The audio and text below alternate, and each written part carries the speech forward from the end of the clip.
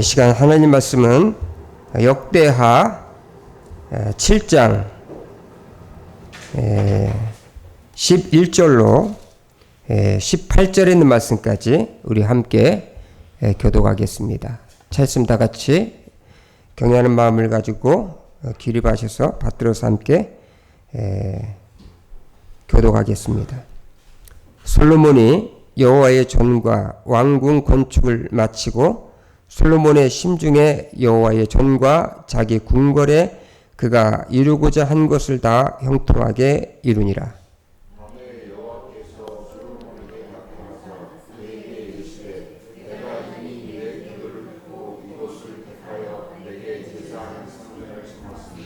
혹 내가 하늘을 닫고 비를 내리지 아니하거나 혹 메뚜기들에게 토산을 먹게 하거나 혹 전염병이 내 백성 가운데 유행하게 할 때에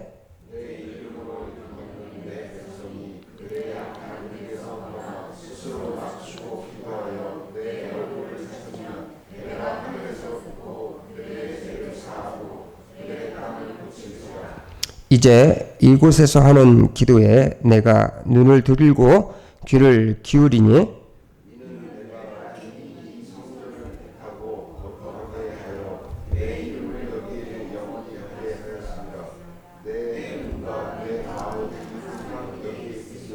내가 만일 내 앞에서 행하기를 내 아버지 다윗이 행한 것과 같이 하여 내가 내게 명령한 모든 것을 행하여 내 율례와 법규를 지키면 이 왕위를 견고하게 하되 전에 내가 내 아버지 다윗과 언약하기를 이스라엘을 다스릴 자가 내게서 끊어지지 아니하리라 한 대로 하리라.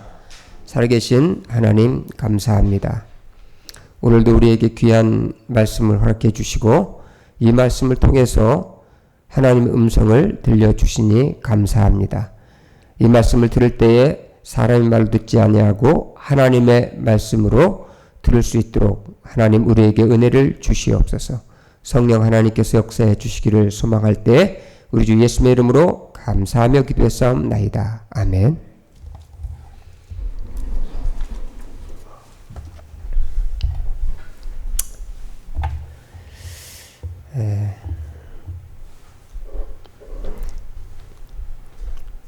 코로나19와 같은 전 세계적인 전염병을 팬데믹이다 그렇게 말을 합니다.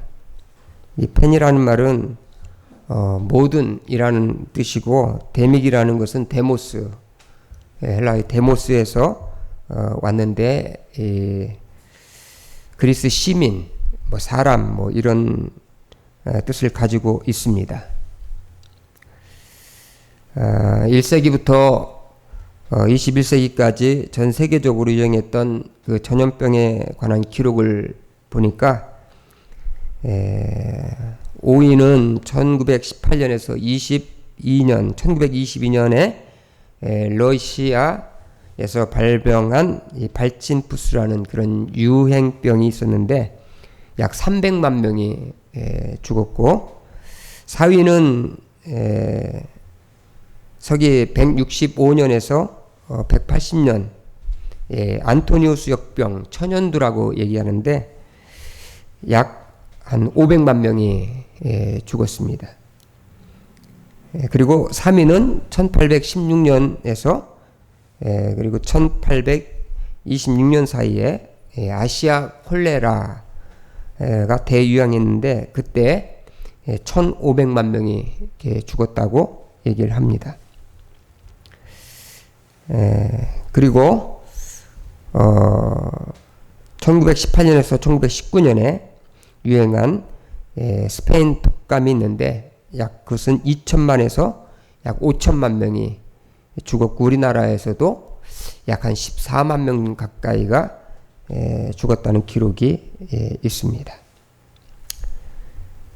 마지막으로는 1345년에서 1353년에 유행한 흑사병 패스트인데 약 7,500만 명의 사람들이 목숨을 이뤘는데 그 당시 유럽의 인구가 1억 명 정도 되었다고 이렇게 말합니다. 그러니까 엄청난 사람들이 죽은 거죠. 그때에 몽골 군도 유럽까지 저 헝가리까지 침입해 갔었는데 갑작스럽게 몽골군이 사라진 것도 이 전염병의 원인이라고 하는 설도 있습니다.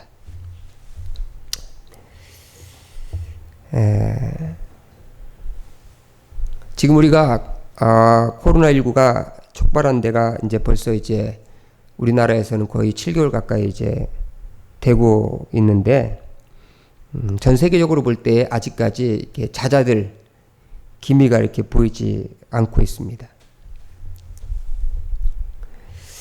전 세계적으로 확진자 수도 하루에 26만 명 가까이 그렇게 발생하고 있고, 어쨌든 이 코로나19 이 팬데믹이라고 하는 이 전염병은 우리의 삶도 상당히 바꿔 놓았습니다. 질병본부에서는 계속해서 마스크를 쓰고 사회적 거리를 두고 집회를 이렇게 중단하고 또 손 씻기라든지 이런 것들을 위생관리를 잘 하라고 그렇게 이야기를 연일하고 있습니다. 이뿐만이 아니라 또 오늘 한국일보에서 제공한 뉴스를 보니까 아프리카 예멘 저 아프리카의 북부 아프리카 지역에서 메뚜기 떼가 창궐해서 정말 눈에 보이지 않을 만큼 그냥 새까맣게 떠서 모든 걸 다 초토화시키는 그런 일들이 일어나는 것도 보게 되고, 또 우리나라는 뭐 또 노래기 이런 것들 때문에 또 못 살겠다고 그렇게 얘기를 합니다. 이와 같이 이 전염병과 또 메뚜기 떼라든지 이런 자연적인 재해들이 일어나고 있다는 겁니다.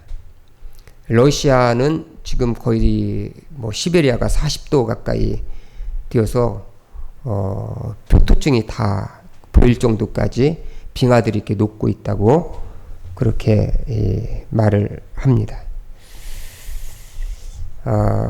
그래서 우리가 이와 같은 이 상황을 통해서 이 팬데믹, 이 전염병이 유행할 때 우리는 어떻게 해야 되는가 라고 하는 주제로 하나님 말씀을 역대하 7장의 말씀을 통해서 함께 이렇게 보기를 원합니다.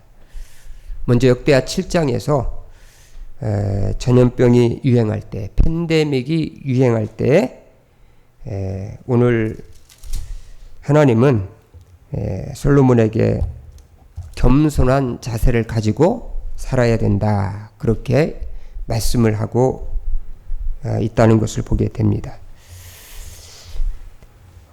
여기 13절과 14절을 우리 함께 다시 한번 읽어보겠습니다. 다 같이 시작.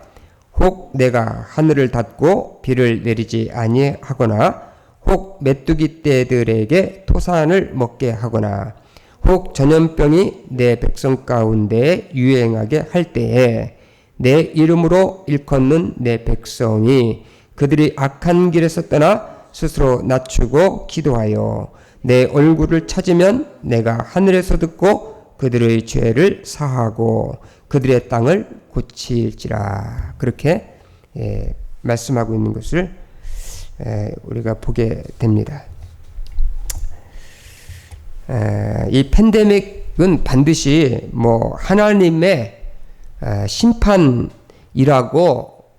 단정 지을 수만은 없습니다.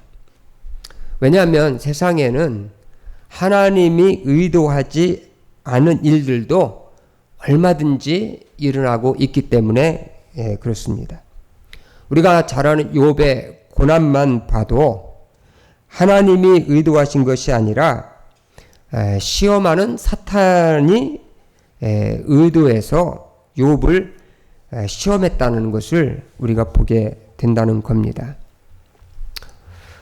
그렇다고 해서 이 팬데믹이 하나님과 무관하다고, 전혀 무관하다고 그렇게 말할 수는 또 없다는 거예요. 왜냐하면 세상에 일어나는 모든 일은 하나님의 주권적인 섭리 아래서 일어나고 있기 때문에 그렇다는 것입니다. 욥의 고난도 하나님이 허락하지 않았으면 욥의 고난이 일어날 수가 없었죠. 이와 마찬가지로 세상에 일어나고 있는 이 일들도 하나님의 주권적인 이 허용이 없이는 일어나지 않는다고 봤을 때에 지금 우리 주변에서 일어나고 있는 이런 모든 일들은 하나님과 무관하지 않다. 우리는 그런 믿음을 가지고, 그런 시각을 가지고 이 상황들을 우리가 지켜봐야 될 줄을 믿습니다. 오늘 본문은 솔로몬에게 이렇게 말합니다. 하늘을 닫고 내가 하늘을 닫고 비를 내리지 아니하거나, 혹은 메뚜기에게 토산물을 먹게 하거나, 혹 전염병이 내 백성 가운데 유행하게 할 때에, 여기서 주체는 하나님이시라는 것을 보게 돼요. 그죠? 내가 그랬으니까. 여기 솔로몬에게 말씀하실 때에 이런 그 재앙들과 팬데믹은 하나님께서 하신 일이다 라고 그렇게 말씀하고 있다는 겁니다.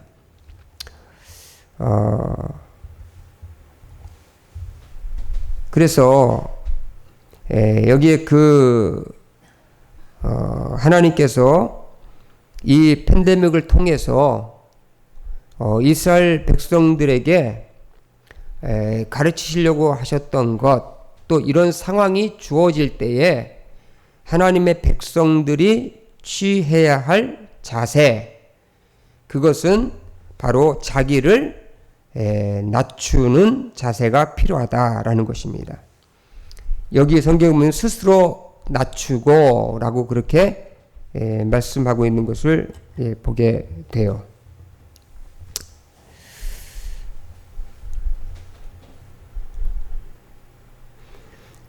우리가 고난이 오거나 또 이러한 인간이 해결할 수 없는 일들이 일어나게 될 때에 이런 상황 속에서도 사람들이 고개를 뻣뻣이 들고 자기 잘났다고 거들먹 거릴 수가 없다는 겁니다.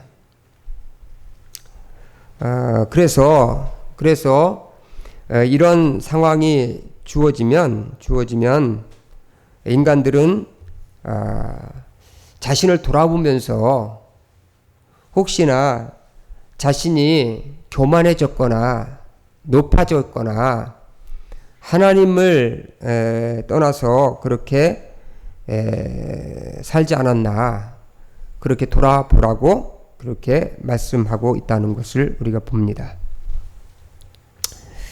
그러나 오늘 하나님께서 이렇게 말씀하시고 있음에도 불구하고 이런 재앙을 통해서, 또 이런 팬데믹을 통해서 이렇게 보여주고 있음에도 불구하고 사람들은 이 겸손, 다시 말하면 타락한 본성을 가진 인간들은 이 겸손을 배우기가 결코 쉽지 않다는 겁니다. 성경은 목이 곧은 자, 곧 자기 잘난 맛에 사는 사람들은 패망을 피하지 못하리라 라고 말씀하고 있어요. 목이 곧거나 자기 잘난 맛에서 사는 사람들은 패망을 피하지 못한다. 숭실대학교 그 서병훈 교수는 말하기를 오만은 민주주의의 죽음에 이르게 한다고 그렇게 얘기를 했습니다. 그는 말하기를 고대 아테네는 민주 절차에 따라 소크라테스를 죽였다고 그렇게 말하면서 독일 국민은 1934년에 투표에서 88%라고 하는 압도적인 찬성으로 히틀러에게 이 총통 자리를 이렇게 주었다고 이렇게 얘기를 합니다. 그래서 절대적 지지가 결국은 히틀러를 괴물로 이렇게 만들었다고 그렇게 얘기를 했어요. 절대 권력은 절대 부패한다는 겁니다. 사람들은 이렇게 높아지기를 원하죠. 그래서 하나님을 예배하고 하나님 앞에 참 납작 엎드려져야 되는데도 불구하고 인간은 하나님 대신에 자신이 신이 되려고 그렇게 한다는 거예요. 여러분, 사람이 그렇잖아요. 자기 뜻대로 안 되면 어떻습니까? 만약에 내가 이거 먹자고 그랬는데, 내가 먹고 싶은 걸 이걸 먹자고 그랬는데 저걸 먹자고 그러면 어떻게 하겠어요? 어때요? 짜증내잖아요. 그죠? 화가 나죠. 그죠?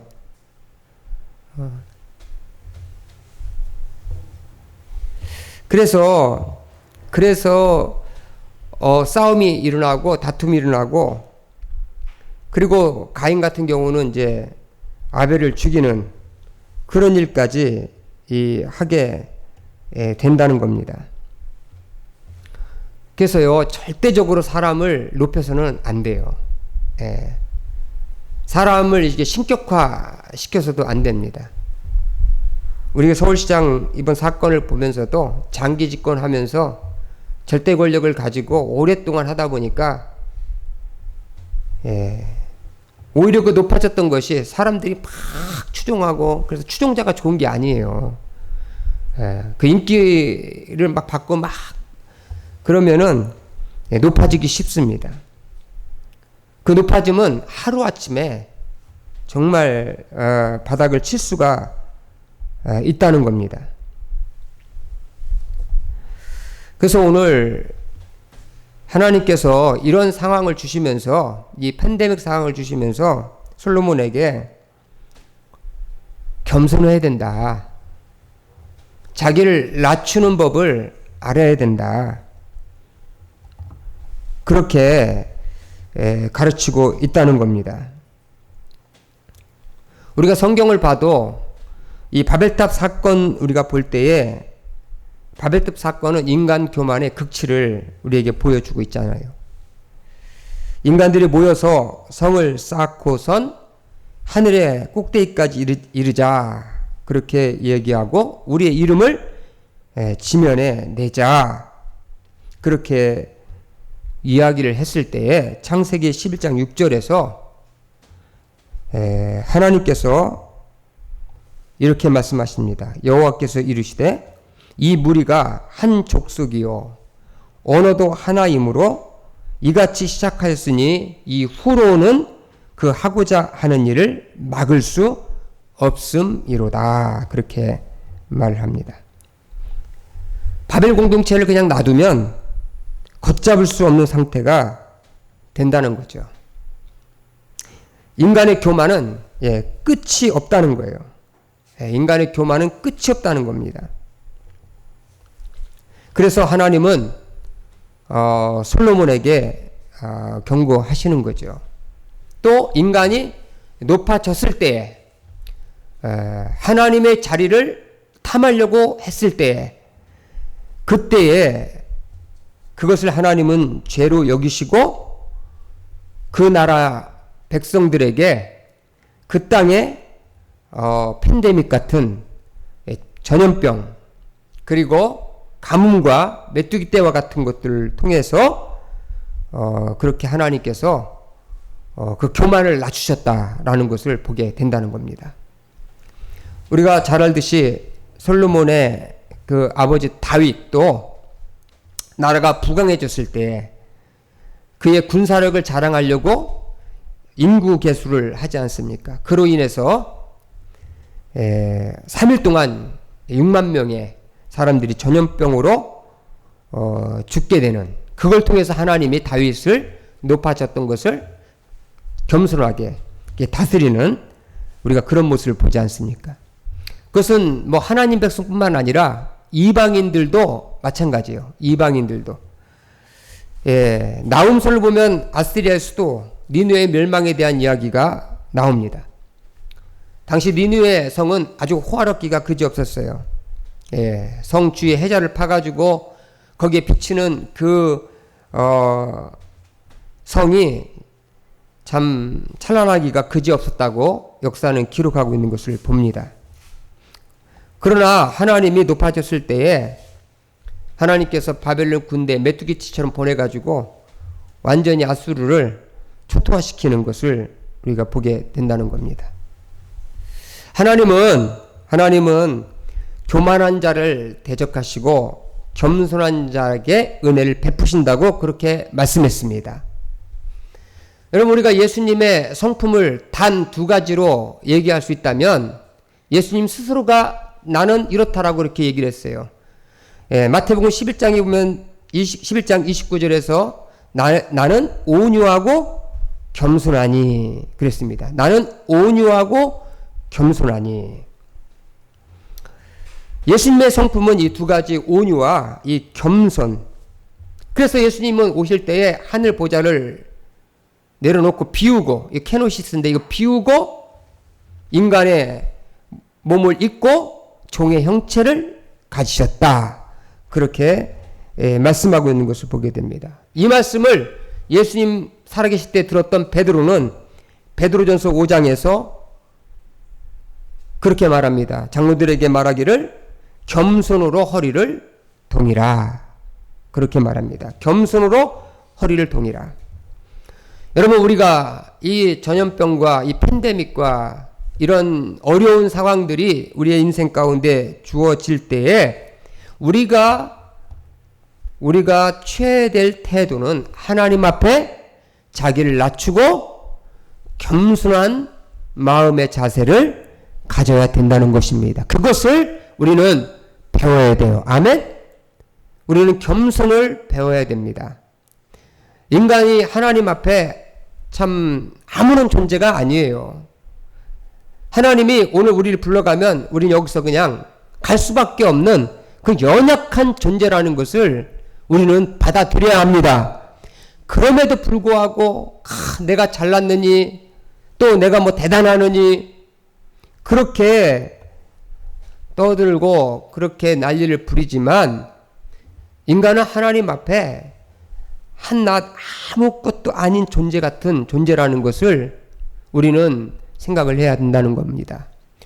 우리가 전염병이 왔을 때, 코로나가 왔을 때 우리가 할 수 있는 게 얼마가 있어요. 지금 내가 하고 싶은 대로 다 할 수 있습니까? 마스크 쓰라면 마스크 써야 되고 손 씻으라면 씻어야 되고 거기에 따라서 우리가 삶을 살아가야 되잖아요. 그것처럼 우리는 연약한 존재라는 것을 우리가 알아야 됩니다. 이런 상황, 코로나 상황에서 우리 그리스도인들, 하나님의 백성들, 내 백성들은 겸손한, 하나님 앞에 납작 엎드려져서 겸손한 태도를 가지고 삶을 살아가라. 아멘? 그래서 그 삶을 통해서 하나님의 영광을 드러내고 하나님의 뜻 가운데 삶을 살아가라. 그렇게 말씀합니다. 여러분, 12.12 주역이었던 그 노태우 전 대통령의 아들 노재현 씨는 광주 5.18 묘기에 가서 몇 번이고 가서 무릎 꿇고 사죄를 했습니다. 전두환 씨의 아들들은 이런 사죄라고 하는 것이 없었어요.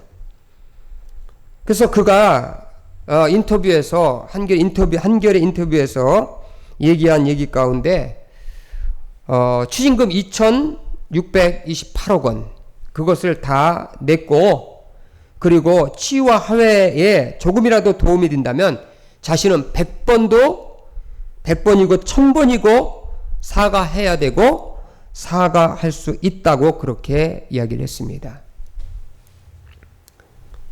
이것이 진정 참 겸손한 자세가 아닐까 그렇게 생각이 되어집니다.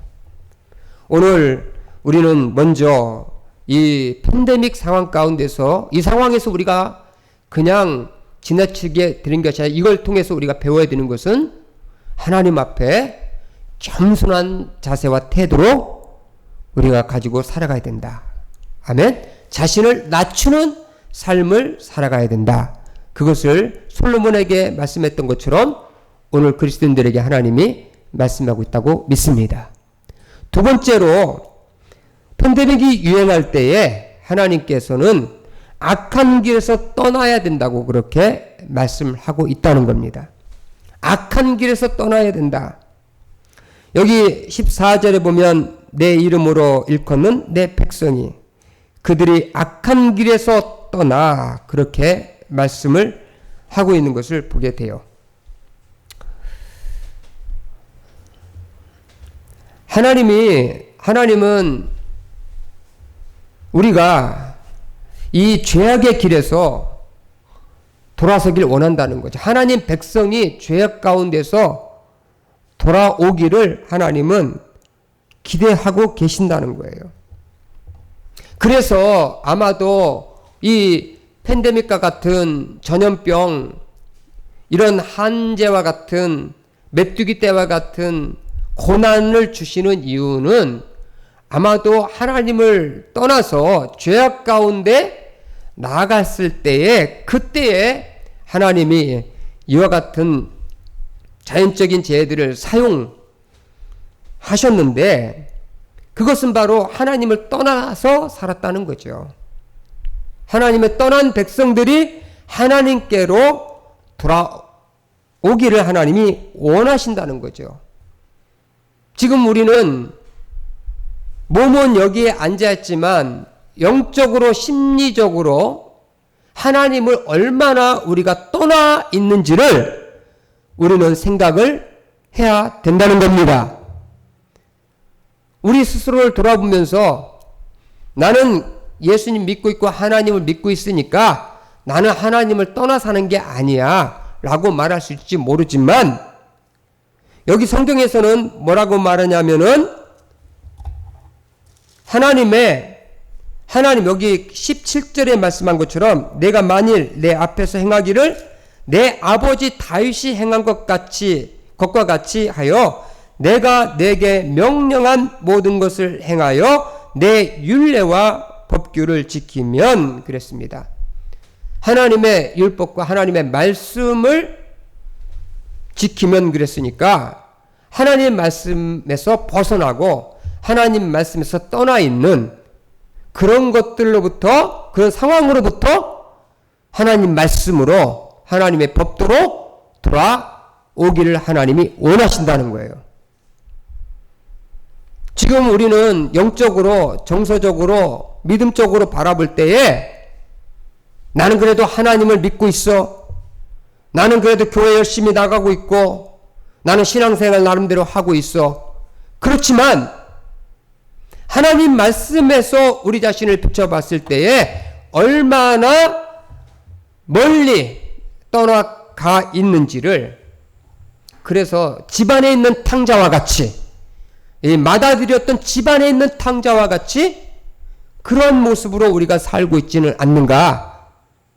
우리는 이 팬데믹 상황에서 우리 자신들이 돌아봐야 돼요. 여러분 자녀와 요즘 10대 자녀들하고 부모들이 여러 가지 고민이 많잖아요. 같이 이렇게 산다고 해도 마음적으로 심적으로 정서적으로 멀어진 부모들이 너무나도 많다는 거죠. 자식과 부모 사이가.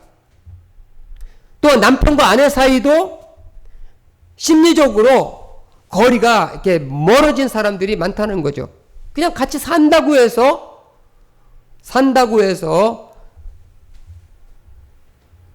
가까이 있는 게 아니라는 거죠. 내가 하나님을 믿고 하나님 말씀대로 내가 산다고 말하지만 결국은 하나님 말씀을 비춰봤을 때 우리는 하나님 말씀에서 빗나가고 하나님 말씀에서 떠나 있는 우리 자신들을 보게 돼야 된다는 것입니다.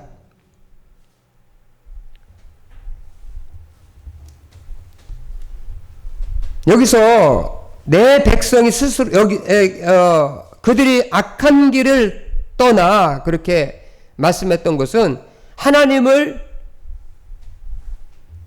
신뢰하지 않고 하나님을 의뢰하지 않고 자기 뜻대로 자기가 원하는 대로 그렇게 살아가고 있는 믿음의 사람들, 하나님의 백성들의 모습을 그렇게 봐야 된다는 겁니다. 여기서 하나님께서 악한 길에서 떠나 그렇게 말씀했다는 것은 다시 말하면 악한 길에서 떠나서 여호와께로 돌아와야 된다는 것입니다. 하나님께로 돌아와야 된다. 이것을 신학적인 용어로 말하면 회개라고 그렇게 얘기합니다. 회개. repent, 회개라고 그렇게 얘기하는데, 회개라는 것은 하나님의 뜻과 빗나간 어긋난 그 반대의 길로 가다가 돌아서서 돌이켜서 하나님의 뜻 가운데 하나님이 원하시는 그 길로 돌아오는 것을 회개라고 그렇게 말을 하고 있다는 겁니다. 여러분, 길을 잘못 가면 그 잘못 갔던 길을 계속 갈 수는 없잖아요. 제가 언젠가 고속도로를 달리다가 이 IC를 놓쳤어요. 빠져나가야 되는 IC를 놓쳤습니다. 내가 원래 가려던 곳은 이 IC를 빠져나가야 되는데 그걸 놓치니까 한 돌아오는 길 한 40km 정도를 돌아서 다시 이렇게 오게 되더라고요. 우리가 잘못된 길이라면 우리는 가다가 돌아서서 와야 되겠죠. 예, 와야 됩니다. 계속 갈 수는 없다는 겁니다. 이것이 회개와 같은 돌아서는 거예요. 그런데 사람들은 참 회개를 잘 안 합니다. 돌아서는 걸 잘 안 해요. 아주 고집스럽습니다.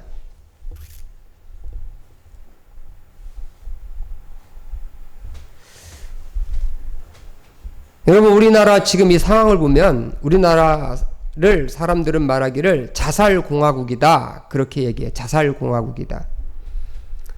노무현 대통령으로부터 시작해서 또 노회찬, 그리고 정두원, 성완종, 그리고 박원순, 이런 모든 정치 지도자들을 보면서 참 이들이 만약에 죄가 드러나고 잘못이 있었다면 회개하고 돌아서면 그만인데, 그리고 죄의 값을 달게 받고 다시 살면 되는데 그 사람들이 회개 않고 그냥 죽어버린다는 거예요. 그냥 죽어버린다는 겁니다. 얼마나 사람들이 그 마음에 자존심이 있고 자기 의의들이 강한지 모르겠지만 이 지식 수준이 높아질수록 사람들은 회개하지 않고 하나님께 돌아오지 않는다는 거예요. 이런 코로나 상황이 주어졌고 어려움이 주어졌고 내 삶이 궁핍해지고 있음에도 불구하고 자신의 죄를 보지 않고 내가 하나님 앞에서 얼마나 떠나 살고 있는지를 생각하지 않고 하나님께 더 가까이 나와서 납작 엎드려서 하나님 앞에 회개하고 하나님의 은혜를 구하는 그런 삶을 사람들이 살지를 않는다는 겁니다. 그래서 오늘 코로나 팬데믹 같은 상황 속에서 우리는 회개하는 법을 배워야 돼요. 진정 우리가 얼마나 하나님 앞에 죄를 지었고 이 백성이 하나님 앞에 얼마나 죄를 지었고 이 민족이 하나님 앞에 얼마나 죄를 지었고 이 세상이 하나님 앞에 얼마나 죄악 가운데 있는지를 바라보면서 하나님 앞에 회개하고 돌아와야 돼요. 구원받으려면요, 반드시 회개가 있어야 돼요. 아멘? 회개 없이 구원을 받을 수 없습니다. 제가 어저께 성옥한 사장님 오늘 가족 모임 있어가지고 못 오셨는데, 갔더니 조금 교제하고 있었는데, 한 가서 사장님이 오셨어요. 예, 그분이 이 근처에 계신 분인데, 저도 잘 압니다. 근데 저는 그가 천주교 다니는지 몰랐어요. 예, 천주교 자기가 그래서 와가지고 끝나면은 자기는 지금, 예배 드리러 가야 되는데, 그래서 무슨 성사님이, 아니, 주일도 아닌데 무슨 예배를 드리러 가냐 그랬더니, 주일날 못 드리는 사람은 토요일날 예배를 드릴 수 있도록 천주교에서도 이렇게 만들어 놨대요. 그래서 6시에 미사가 있다고 그렇게 얘기를 하더라고요. 예. 그러면서 천주교회는 가면 미리 가가지고 이렇게 고해성사 하는 데가 있대요. 고해성사. 그러면 가가지고 예배 드리기 전에 신부님이 앉아 계시면 그 시간에 가가지고 자기가 그동안 지난주에 예배에 빠졌는지, 여러분 예배 빠지면요 천국 못 가는 걸 생각해요. 그 사람들 주일날 예배 빠지면 그거 반드시 뭘 해야 돼요? 고해성사를 해야 돼요. 그래서 그 용서 또 받아야 돼요. 계속 이렇게 회개하고 용서받고 회개하고 용서받고. 그래서 마지막 물어봤어요. 그러면 천국 갈 수 있냐고 이제 우리 최영기 형제가 물어봤어요. 그랬더니 나는 못 간다고. 나는 고스톱 좋아하고 여자 좋아하고 그래서 못 간다고 그렇게 이야기를 하더라고요. 여러분, 하나님께 진정한 회개하고 진정으로 돌아서야 되는데 사람들이 그렇게 하지를 않는 겁니다. 우리는 이런 코로나 상황 가운데에서 우리는 하나님 앞에 회개하고 하나님께로 돌아오는 삶이 될 줄 믿습니다. 오늘 이 세 번째로 우리에게 이 팬데믹이 유행할 때에 우리가 배워야 될 것은, 우리가 알아야 될 것은 하나님의 얼굴을 찾아야 된다. 하나님의 얼굴을 구하는 삶을 살아가야 된다. 아멘? 그렇게 말씀을 하고 있다는 겁니다. 하나님은 솔로몬에게 말하기를, 기도하여 내 얼굴을 구하면 내가 하늘에서 듣고 그들의 죄를 사하고 그 땅을 고쳐주시겠다. 그렇게 말씀을 하고 있습니다.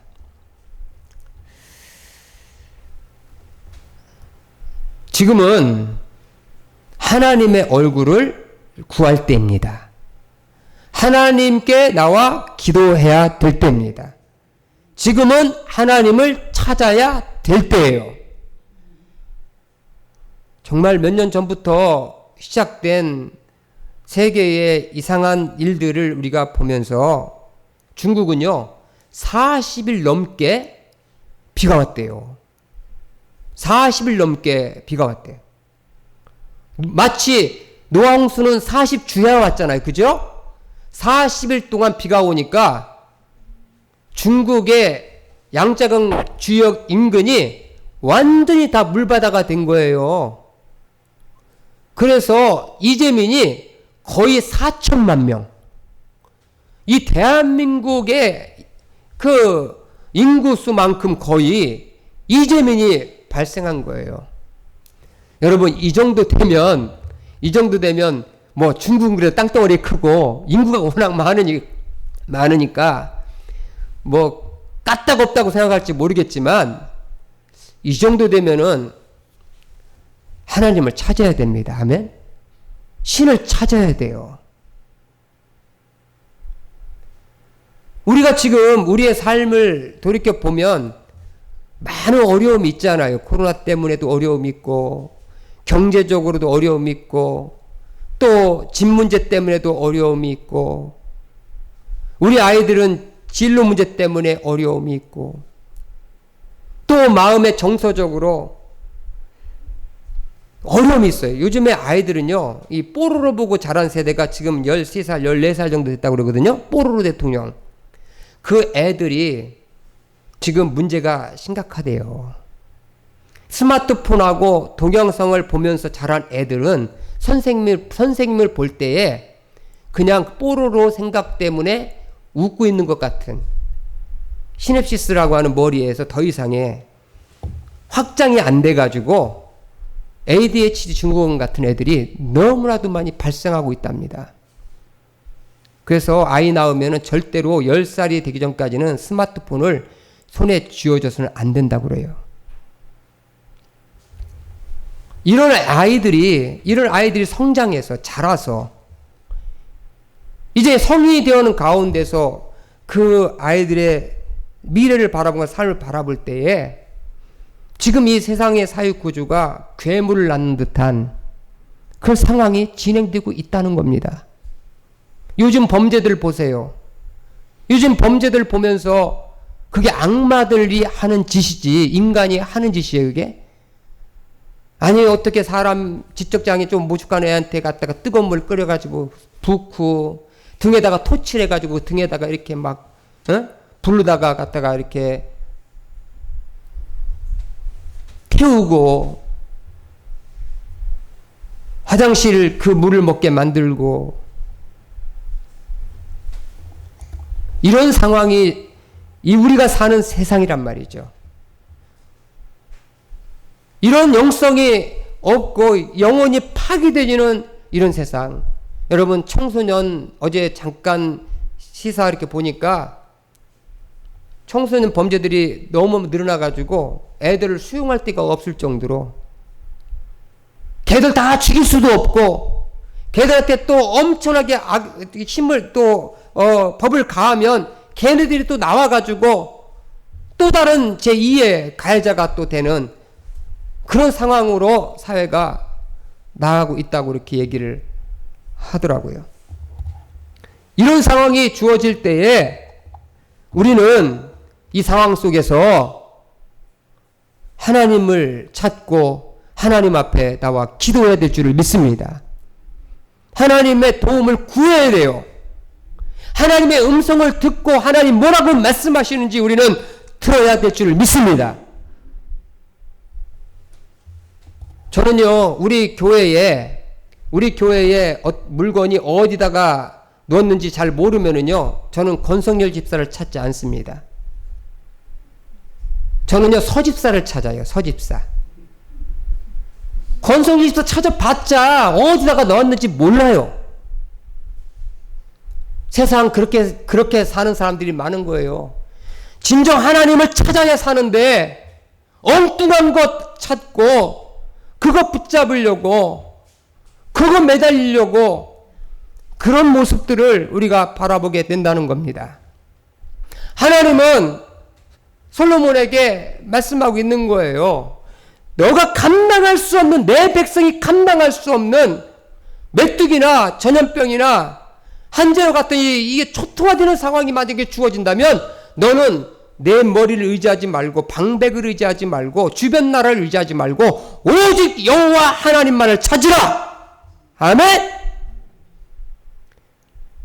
우리의 삶에 내 문제 내가 이 세상을 뚫고 나가기 어렵고 헤쳐나가기 어려운 상황이 주어진다면 우리는 세상에 어떤 머리 쓰는 사람들을 찾는 게 아니라 우리는 하나님을 찾아서 하나님 앞에서 그분이 내게 주시는 그 답을 가지고 우리가 인생을 살아가야 될 줄을 믿습니다. 그래서 코로나 상황 가운데서 하나님을 찾으라는 거예요. 아멘? 하나님을 찾으면 내가 이 땅을 고쳐주시겠다고 말씀하셨다는 겁니다. 내 문제를 하나님이 해결해 주시겠다고 그렇게 말씀하고 있다는 것입니다. 그러므로 우리 모두는 이 팬데믹 상황 가운데서 다른 걸 구하지 않고 다른 걸 찾지 말고 하나님을 찾으시기를 바랍니다. 기도하겠습니다.